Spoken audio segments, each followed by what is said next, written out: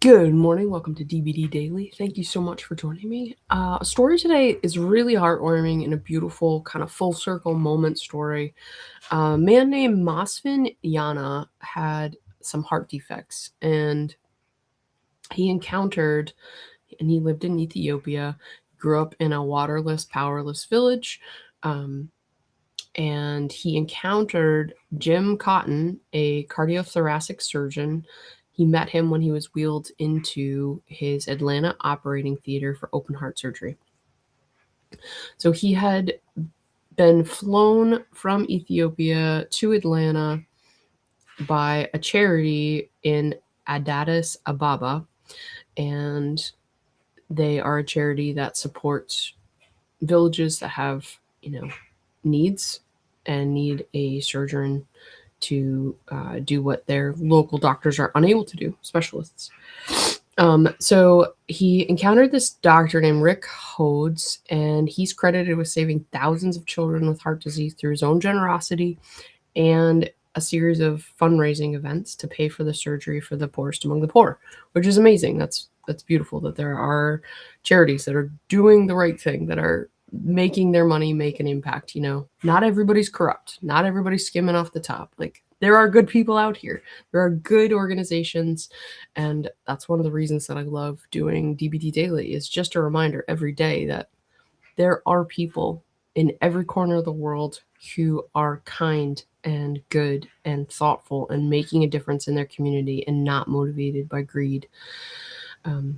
Anyway, back to our story. So the Children's Cross Connection International paid for Mesvin to fly to Atlanta. He had open heart surgery. While he was there, he was staying with a host home while he was recovering. Happened to be a dentist, so he got his wisdom teeth pulled at the same time. It's crazy. He went back home and he was super excited, but he ended up developing endocarditis, which he really thought was going to claim his life. Now, him and his doctor are both Christian men. And so Mesvin was happy to say, you know what, hey, this must be God's will in my life. But Dr. Hodes was not. So he sent his patient back to Atlanta for a second time. The valve repair was not enough, so he needed to have a mechanical one, which meant he was going to need to live in the US, where monitoring are available, blood thinners, etc., the things that you need with a mechanical heart. So he encountered another cardiologist, Alan Dollar. Dollar has adopted many children, and he took Mesvin under his roof as well. So he was the recipient of a lot of beautiful moments of kindness, and he thought of himself as resurrected, which is, definitely another lease on life, right?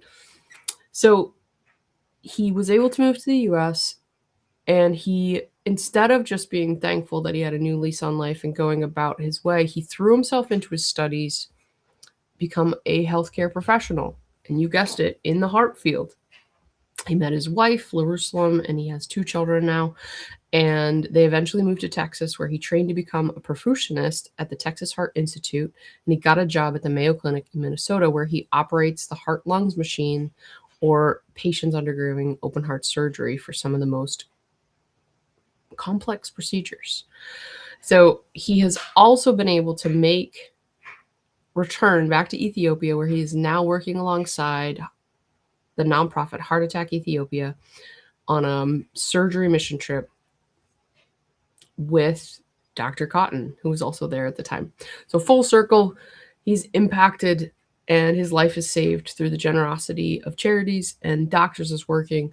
He works his buns off through a series of events, actually trains to become a support health professional in the very area that his life was saved, and then gets to work alongside the doctor who saved his life.